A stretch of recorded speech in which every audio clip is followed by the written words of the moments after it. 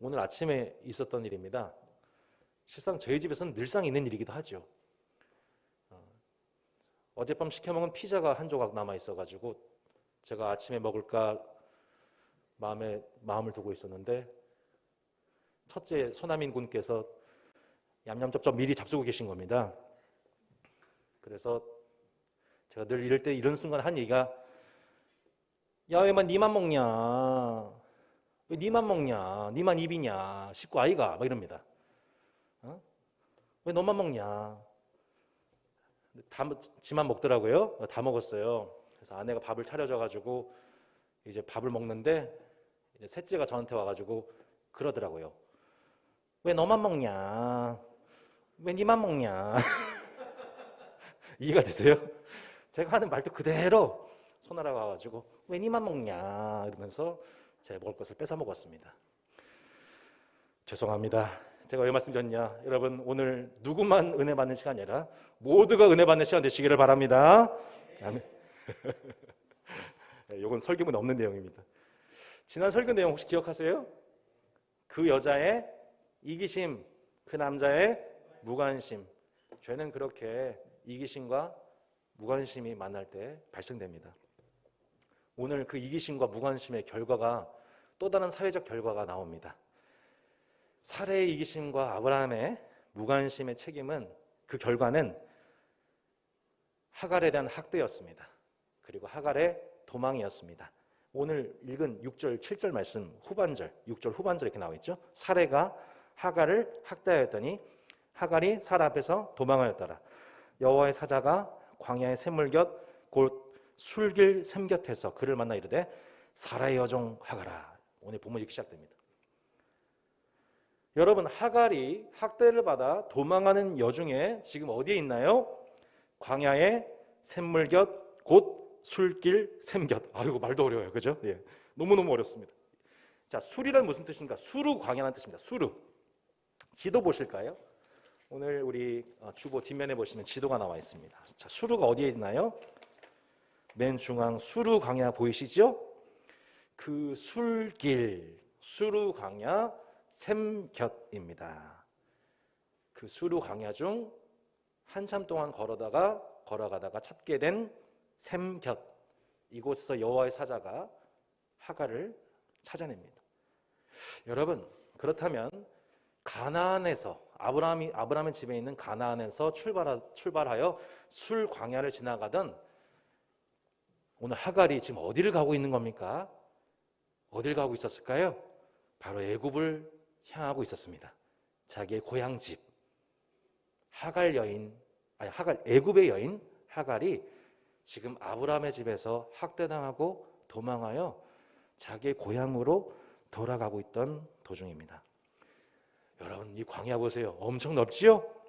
끝도 없이 이 광야를 걸어가고 있는 비참한 여인, 바로 하갈이었습니다. 자신의 자녀를 임신했지만 무책임하게 아브라함은 자기를 버렸습니다. 자신을 학대한 사례 또한 원망스럽습니다. 게다가 자신의 몸에 들어선 생명의 태동을 느끼면서 그녀는 하염없이 눈물 흘리며 수루 광야를 걸어가고 있었습니다. 광야를 걸어가다 보면 도적들을 만날지 모릅니다. 배가 고픕니다. 목마릅니다. 한참을 광야를 걷다가 간신히 샘을 만나 목을 축이우고 아마 울고 있었을 것입니다. 여러분, 하갈 입장에 한번 생각해 보세요. 어떤 마음이 들었을까요? 야, 내가 결국엔 고향 돌아가게 되었는데 애초에 고향 떠나지 말 것을 왜 아브라함을 따라 나섰을까? 혹은 내 뱃속에 있는 아기를 위해서라도 내가 좀 더 참았어야 되는데 내가 왜 뛰쳐나왔을까? 인생을 살아오면서 아마 하갈의 인생 가장 비참한 감정들이 교차되는 밤이었을 것입니다. 바로 그때 여호와의 사자가 하갈에게 나타납니다.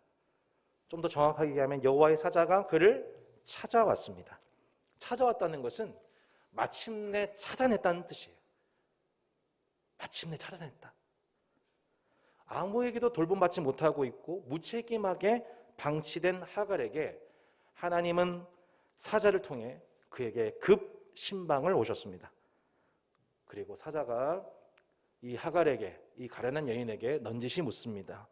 사레의 여종 하갈아, 내가 어디서 왔으며 어디로 가느냐? 자, 이 본문 앞에 5절을 보실까요? 5절을 보시면 사레에게 있어서 하갈은 이런 존재입니다.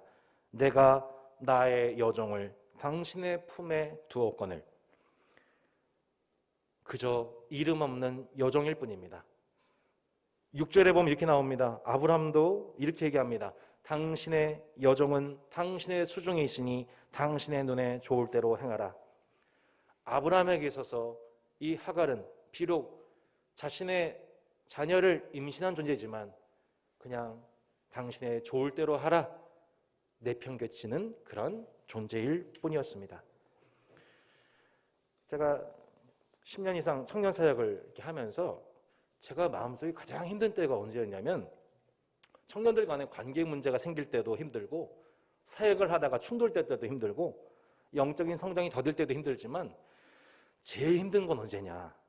그 사랑했던 청년들이, 그 제자훈련했던 청년들이 사회에 진출했는데 그 사회에서 학대를 당할 때, 불의를 경험할 때, 기업과 회사에서 어려움을 당할 때 그 하소연을 들을 때 그때만큼 눈물을 날 때가 없습니다. 그 얘기를 들을 때면 저는 제 마음이 무너집니다.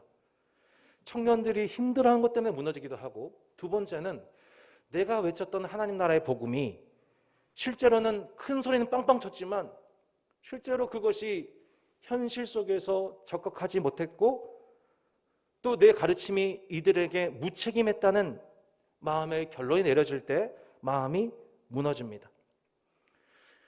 하나님 나라를 외쳤습니다. 구호도 외쳤습니다. 하지만 당장 그것을 적용하기에는 본인의 실력도 부족하고 마주하는 현실의 벽도 너무 커 보입니다. 아무개야, 오늘 저녁에 기도회가 있다, 집회가 있다, 널 위해 준비해서 참석 가능하니? 목사님, 지금도 야근이에요. 아니 도대체 이게 몇 주야? 목사님, 저는요 요즘 너무 힘들어요. 주중에도 쉬지 못하고 심지어 교회에서도 리더여서 주말에도 쉬지 못해요. 목사님, 오히려 믿는다는 과정 부장이 더해요. 더 악질이에요. 자신의 20년을 오직 대입과 취직에 투자해서 자신의 미래를 위해 걸어온 청년들이 사회와 기업에서 당하는 학대와 불의로 도망나와 하염없이 광야의 길을 걸어갑니다. 샘 곁에 누워 앉아 눈물을 흘리고 있습니다. 여러분, 이번 주에도 이 우크라이나가 당하고 있는 참혹한 전쟁 현장을 SNS 통해서 저희가 공유를 받았습니다. 뉴스 혹시 보셨나요? 한 아이가 슬로바키아에 도착한 기차에서 내려 엉엉 울고 있습니다. 한 손에는 뭐가 있어요? 여권이 있습니다. 한 손에는 비닐봉지가 있습니다.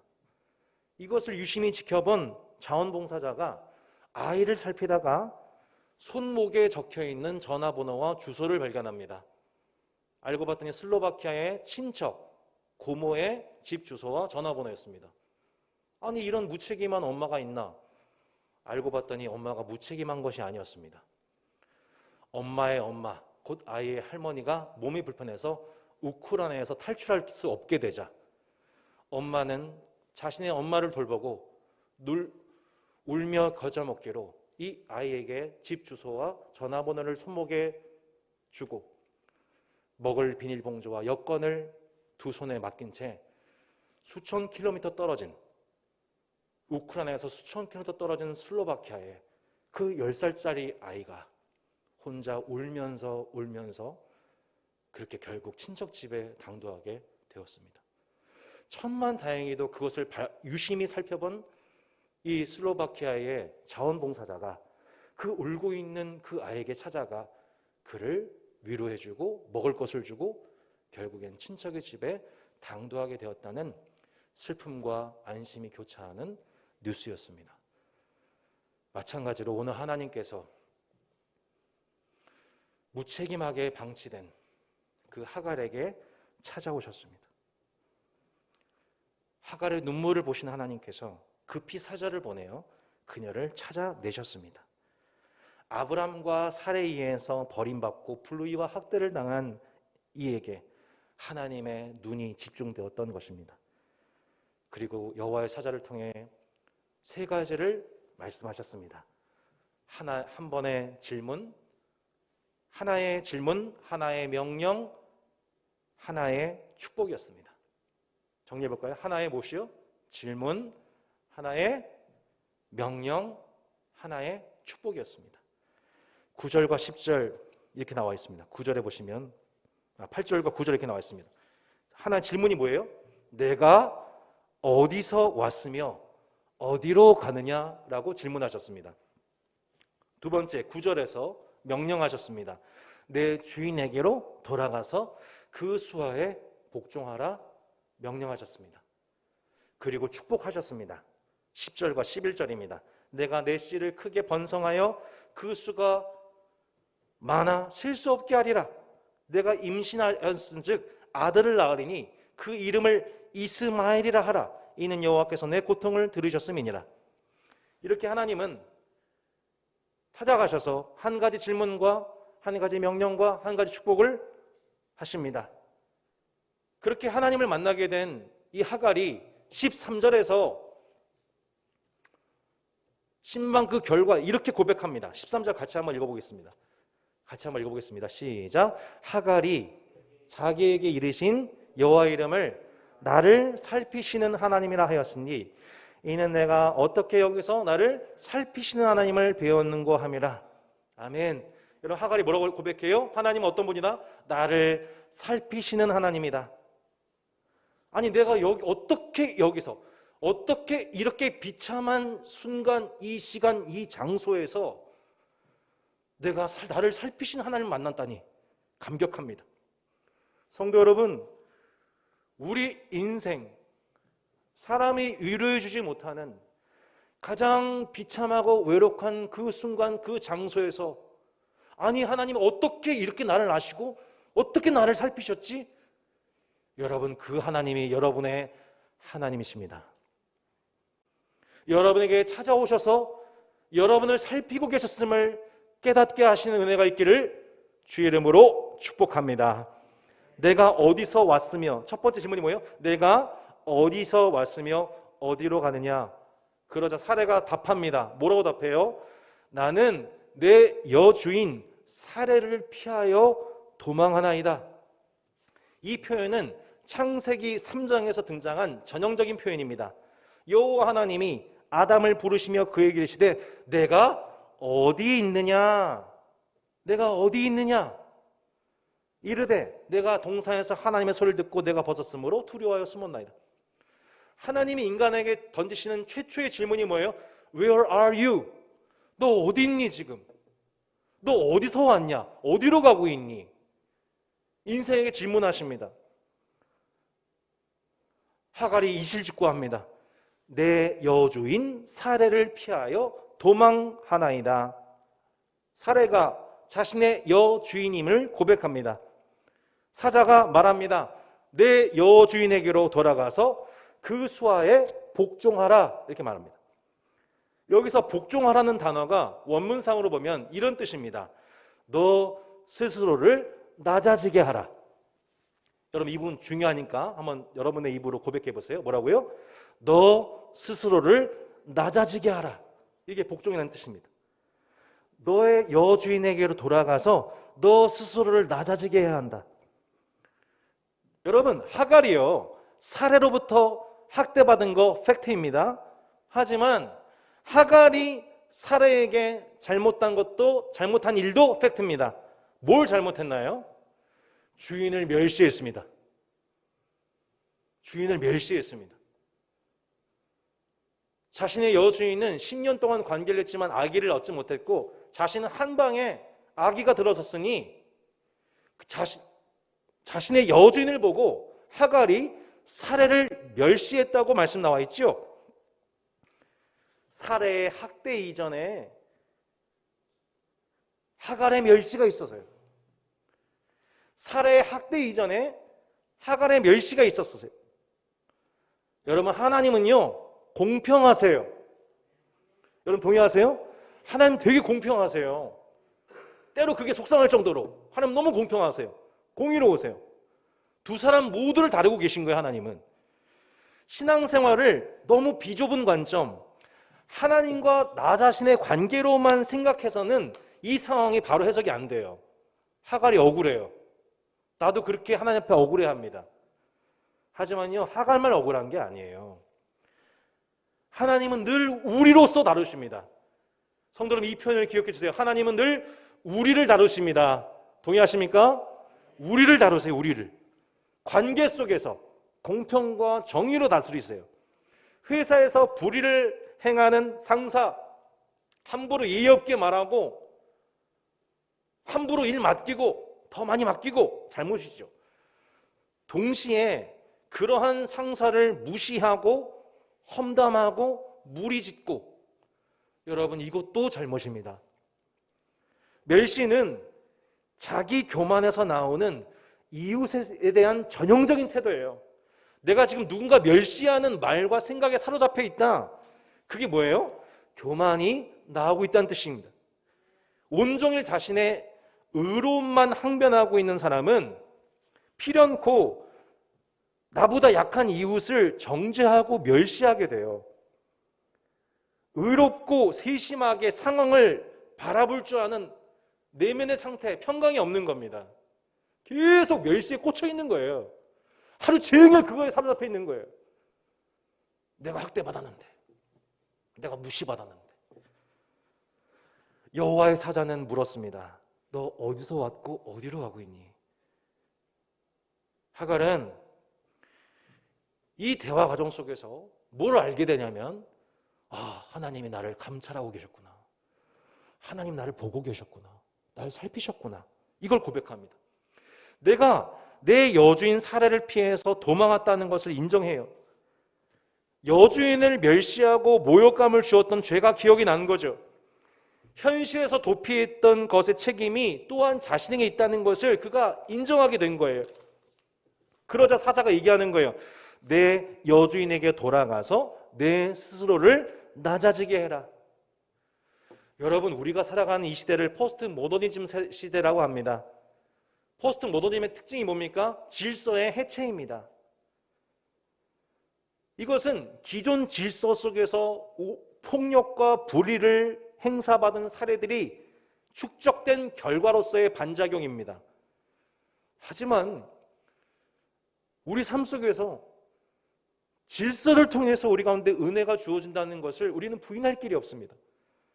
의사와 환자 사이, 선생님과 학생 사이, 경찰과 시민 사이, 선생님과 부모와 자녀 사이에 질서가 없을 수 없습니다. 그런데 문제는 그 질서를 악이용하여 죄가 들어온다는 것입니다. 불의와 학대가 들어옵니다. 결국 이 모든 질서와 관계를 보시기에 선했더라, 보시기에 좋았더라, 복되게 하는 길은 딱 하나밖에 없습니다. 그게 뭐예요? 너 자신을 낮아지게 하라. 너 자신을 낮아지게 하라. 스스로를 낮아지게 하는 겁니다. 하나님이 스스로를 낮아지게 하셨습니다. 하나님이 스스로를, 하나님이신 그분이 스스로를 낮추셨습니다. 인간으로 낮아지셨습니다. 그는 근본 하나님의 본체시나 동등됨을 취할 것으로 여기지 아니하시고 사람의 몸을 입으셨다. 여러분, 우리는 예수님의 성육신을 믿습니다. 바울이 적용해요. 어떻게 해요? 너희 안에 이 마음을 품어야 된다. 너희 안에 이 마음 품어야 된다. 곧 그리스도 예수의 마음이다.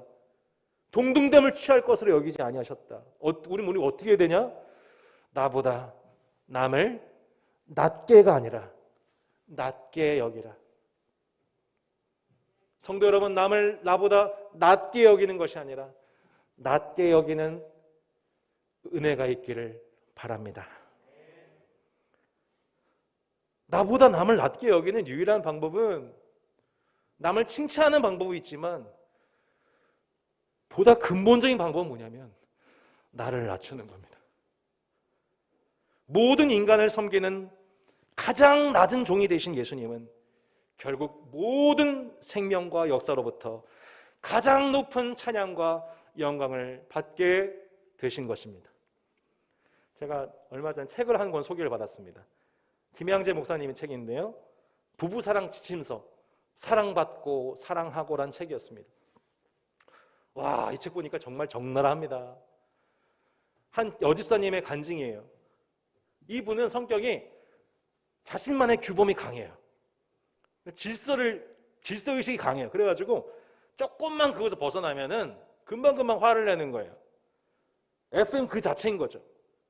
그래서 자기처럼 자기 관리가 안 된 사람만 보면 막 정죄하고 비난하는 거죠. 성공하는 사람들의 습관에 관한 책 수백 권을 쌓아놓고 그걸 탐닉하면서 야, 나도 이런 성공하는 사람 될 거야. 자기만의 규칙을 수십 개를 딱 정리해가지고 매일매일 악착같이 살아내는 거예요.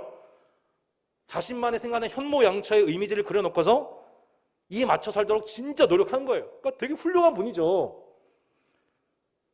반면에 이 분의 남편은 어때요? 매사에 두루뭉실이야, 두루뭉실. 네.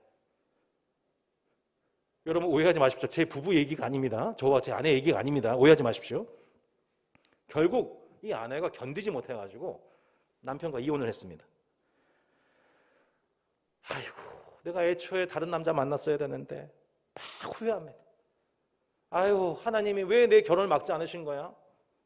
또 그러다가도 한편으로는 아유, 하나님이 왜 내 이혼을 막지 않으신 거야? 계속 하나님 원망했대요. 그러다가 어느 날 말씀을 펴가지고 큐티를 하는데 이 말씀 속에서, 말씀 한마디 속에서 하나님의 빛이 비춰지면서 제가 생각하지도 못했던 자신의 죄가 드러나더래요. 그리스도를 경외함으로 피차 복종하라. 이 말씀이 자기에게 주어졌는데 이전에 보던 그 말씀이 아니라 이 말씀이 어떻게 해석되어졌냐? 나는 한 번도 내 남편에게 복종해 본 적이 없구나. 자신은 자신의 기준을 가지고 열심히 철두철미하게 살았는데 한 번도 남편의 바람에는 응답해 본 적이 없는 거예요. 그거를 나중에 이혼하고 깨닫게 된 거예요. 남편은 늘 한 가지를 바랬대요. 여보, 제발 집에서는 옷을 곱게 입고 있어주면 정말 좋겠어. 나는 그게 힘들어. 그런 얘기할 때마다 에이! 당신아 잘해. 나는 철두철미한 여자야. 나의 반만큼만 따라해봐. 막 소리지면서 또 싸웠던 것이죠. 그렇게 남편을 미워하고 또 남들 앞에 가서 욕하고 마음으로 수십 번 살인하고 다른 남자들하고 비교하고 또 마음으로는 다른 남자들과 간음하고. 여러분, 이분을 볼 때 사회 기준으로 보면 훌륭한 분입니다. 하지만 하나님께 순종하지는 않으셨습니다. 이것을 기억하세요, 여러분. 도덕이 중요하지 않다는 것이 아니라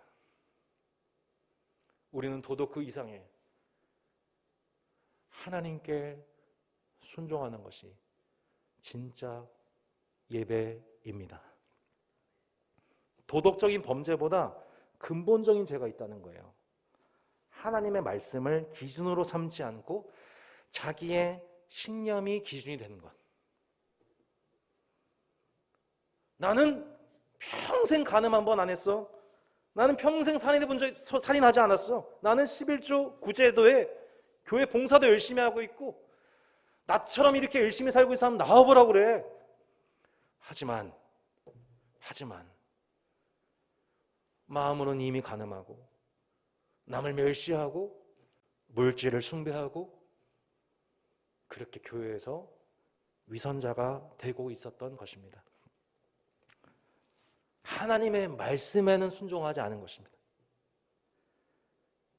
이렇게 교회 생활이 오래 지속되다 보면 스스로를 의롭게 여기는 바리새인이 되는 겁니다. 온통 남을 비판하면서 스스로 모든 비판 대상이 되어버립니다. 누가복음에 보면은 예수님이 이 바리새인에 대해서 뭐라고 말씀하세요? 스스로를 의롭다 여기고 남을 멸시하는 바리새인, 이렇게 표현합니다. 바리새인의 전형적인 모습입니다. 하갈의 이 바리새적 죄악을 감찰하시는 하나님께서 사자를 통해 명령하신 거예요. 너 여주인 사례에게 돌아가서 수하에 복종해라. 너 스스로를 낮아지게 해야 한다. 여주인을 멸시하고 주인 행세했던 자신의 죄가 마침내 깨달아진 거예요. 그 샘 곁에서. 그렇게 나를 감찰하고 계신 하나님을 만나서 그분의 질문 속에 묵상하고 그분의 명령을 받을 때에 비로소 구원이 임하게 됩니다. 다시 아브라함의 집에 돌아갈 결심이 섰던 것입니다. 시편 기자가 이 고백을 합니다. 여호와여, 주께서 나를 살펴보셨으므로 나를 아십니다. 주께서 내가 앉고 일어섬을 아시고 멀리서도 나의 생각을 밝히 아시오며 나의 모든 길과 행위를 눕는 것을 살펴보셨으므로 나의 모든 행위를 익히 아시오니 여호와여, 내 혀의 말을 알지 못하시는 것이 하나도 없으시니다. 하갈은 놀랐습니다. 하나님은 다 알고 계셨구나. 내 모든 생각, 행위, 말 다 보고 계셨구나. 아브라함과 사라의 잘못만 생각하고 하나님 원망했지만 이 감찰하신 하나님 만났을 때 그녀는 진짜 스스로를 구원할 기회를 발견하게 됩니다. 이전의 죄를 인정합니다. 그리고 도망 나온 현장, 스스로 죄를 다스리지 못했던 현장, 아브라함의 집으로, 나를 학대했던 사례가 있는 곳으로 발걸음을 돌릴 것을 결단합니다. 그리고 하나님은 그 회개하는 하갈을 축복하십니다. 내가 너의 씨 걱정하지 말아라. 내가 너의 그 씨, 그 임신한 그 아기 크게 번성해서 그 수가 한없이 많아지게 할 거다. 너가 임신했은즉 아들을 낳을 것인데 그 이름을 이스마엘이라고 해. 이름을 직접 지어주세요. 아버지처럼. 이스마엘의 뜻이 무엇입니까? 여호와께서 고통을 들으셨습니다. 하나님이 들으셨다는 뜻이에요. 하나님은요, 사례의 숨은 죄를 드러내셨습니다. 살피시고 감찰하시고 회개하게 하셨습니다. 동시에 하나님은 사례의 학대로 도망하며 부르짖는 하갈의 그 기도를 들으셨습니다. 자신도 자신이지만 자신의 몸에 들어선 그 생명을 어떻게 해야 할지 막막하고 두려웠습니다. 하나님은 오히려 하갈이 기대했던 그 이상으로 그 아이의 생명만이 아니라 그 아이를 통해서 일어나게 될 엄청난 민족의 부흥을 그에게 약속해 주셨습니다.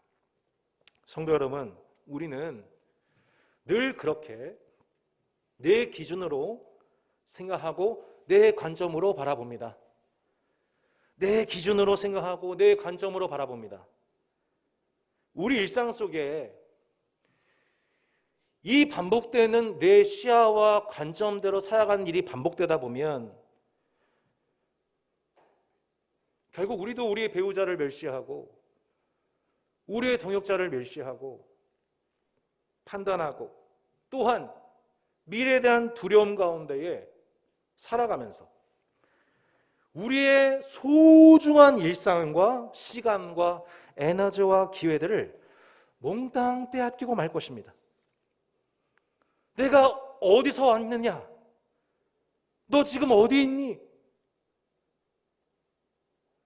우리는 그 고통을 피하기 위해 현실에서 도피하는 것이 답이라고 생각할 것입니다. 그러나 곧 후회할 것입니다. 하나님은 그 도피와 후회의 길을 선택하기 전에 그 후회와 도피의 길을 선택하지 않도록 먼저 우리에게 찾아와 그 길을 되돌아가게 하십니다. 할렐루야! 후회하지 않는 삶의 축복을 누리게 하십니다. 도피하지 않게 죄를 다스리게 하십니다. 주님은 우리에게 질문하시는 거예요. 내가 어디서 왔니? 지금 어디를 가고 있니? 우리가 있어야 하는 곳으로 발걸음을 돌이키고 계신 거예요. 그리고 우리에게 명령하시는 거예요. 너 스스로를 낮춰라. 너 있는 그곳에서 너 배우자에게, 내 자녀에게, 내 이웃에게, 동역자에게 너 자신을 낮추어라. 너의 죄를 다스리라 말씀하십니다. 그리고 이것에 순종하는 우리를 축복하십니다. 하나님 앞에 자신을 낮추고 사람들 앞에서 자기를 낮추는 자는 반드시 그분의 은총을 누리며 주님의 높여주신 은혜를 체험하게 되는 것입니다. 설교를 마무리하면서 풍성한 삶의 기초를 진행 중이신 윤효주 집사님의 간증을 일부 나눕니다. 제 입이 참 팔불출이에요. 안 나눌 수가 없어요. 이 집사님의 남편이 얼마 전에 저희 교회를 난생 처음 나오셨어요. 집사님께서 요즘에 윤 집사님께서 집에서 늘 이 준범이 아윤이하고 온종일 이렇게 찬양을 부르는 거예요. 나는 하나님을 예배하는 예배자입니다. 성령이 오셨네. 유튜브 검색하면은 각 버전대로 나오잖아요. 그러면 이 버전 저 버전 하루 종일 성령이 오셨네. 또 나는 하나님을 예배하는 예배자입니다. 이 찬양을 아윤이 준범이하고 계속 노래를 부른대요. 그럼 남편께서는 일상 중에 소파에 누워서 본인이 원하든 원하지 않든 계속 성령이 오셨네. 나는 하나님을 예배하는 예배자입니다. 이 찬양을 계속 듣고 있는 겁니다. 그러다가 TV를 보다가 방에도 들어갔다가 잠도 잤다가 잠에서 깨어다 나오다 보면 또 성령이 오셨네. 밥 먹다가 성령이 오셨네. 계속 성령이 오시는 거예요. 여러분, 그러다가 이 남편께서 얼마 전에 윤효주 집사님께 이런 얘기를 하셨답니다. 여보, 내가 미쳤나 봐. 내가 회사에서 무심결에 콧노래를 부르고 있는데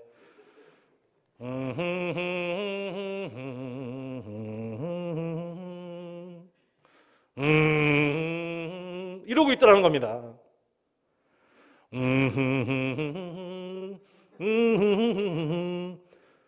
You know what I'm saying? 이렇게 계속 노래를 하고 있더래요, 자기가. 그러니까 본인 생각 미친 거죠. 나는 교회 싫다. 목사 싫어. 난 한국교회만 생각하면 난 진저리가 나. 이분이 얼마 처음 교회 오시고 요즘에 온종일 찬송하는 하나님의 말씀을 묵상하는 가정의 찬송 소리에 가랑비에 옷 젖듯이 그 심령이 열려지고 있더랍니다.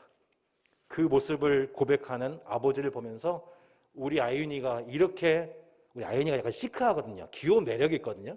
이렇게 얘기하더래요. 이제 아빠도 교회 나갈 때가 됐나 봐. 이렇게 얘기했더래요. 곧 보게 될 날 올 줄로 믿습니다. 성도 여러분, 오직 하나님의 말씀만이 여러분을 구원할 수 있습니다. 여러분 동의하세요? 하나님의 말씀이 여러분을 구원하는 거예요. 하나님의 사랑이 여러분을 찾아내시는 것입니다. 사람은 버려도 하나님은 여러분 외면하지 않으십니다. 주목하고 계십니다. 감찰하십니다. 살피세요. 다 알고 계신 거예요. 다 알고 계시는 거예요. 뭐 너무 많이 얘기할 필요도 없어요. 하나님 아시죠? 이건 끝나는 거예요. 나 하나님 나 다 아시는 거 다 알아요. 우리의 일상을 복되게 하는 것, 여러분이 그렇게 누리고 싶어하는 여러분의 일상을 행복하게 하는 비결이 뭡니까? 하나님의 말씀입니다. 복음은 내 기준에 갇혀서 상대방을 바라보는 삶에서 벗어나게 해줍니다. 상대방을 존중하고 사랑하게 합니다. 내 관점에 갇혀서 내 과거와 현재와 미래를 바라보는 삶에서 벗어나게 합니다. 이게 복음의 능력이죠. 내 과거로부터 자유하게 합니다. 내 현재를 기뻐하게 합니다. 미래를 소망하게 합니다. 내 관점과 기준에 갇힌 지옥을 겪고 있던 하갈을 버리지 아니하시고 끝까지 찾아가 그에게 질문하시고 말씀하시고 축복하신 언약의 하나님을 만나시기를 바랍니다. 이보다 더 좋은 것은 없습니다. 성도 여러분, 자녀들이 하나님의 말씀으로 질문을 받게 하십시오. 하나님의 명령을 받게 하십시오. 그리고 하나님의 축복을 누리게 하십시오. 그러려면 그 전에 내가 먼저 하나님의 질문을 받아야 됩니다. 명령을 받아야 됩니다. 그리고 축복을 누려야 됩니다. 내 일상 속에서 내 자신을 낮추며 살아가야 합니다. 한 주간 배우자가 혹은 부모님이 내 자녀가 원하는 딱 한 가지라도, 단 한 가지만이라도 복종해 보시기를 바랍니다. 약속하십니까? 스스로를 낮추는 배우자와 부모와 자녀에게 은혜와 평강이 있을 것입니다. 하나님께서 하갈을 살피시듯 여러분의 이웃을 살피십시오. 기차역에서 홀로 울고 있는 소년과 소년의 손목을 살폈던 그 세심함으로, 하나님의 그 세심하심으로 여러분의 이웃에게 세심하시기를 바랍니다. 우크라이나의 무고한 시민들, 강원도의 주민들, 인후통과 몸살을 앓고 있는 코로나 감염자들을 위해서 기도하십시오. 이번 주에 특별히 3월 14일과 16일에 우리 한필수 집사님, 또 우리 박원하 형제님, 이화정 집사님의 사위께서 수술을 앞두고 계십니다. 오늘 함께 그 고난당하고 있는 우리 이웃들을 세심하게 살펴 함께 기도하며 하나님의 언약을 누리고, 또한 수루광야 샘 곁에 앉아 절망하고 있는 인생들을 향해 그 인생 한 명 한 명을 찾아내시고 신방 가셨던 여호와의 사자와도 같이 그 한 사람에게 우리가 신방 갈 수 있는 교회가 되기를 예수 이름으로 축복합니다. 아멘. 기도하겠습니다. 오늘 말씀을 생각하면서 함께 기도합시다.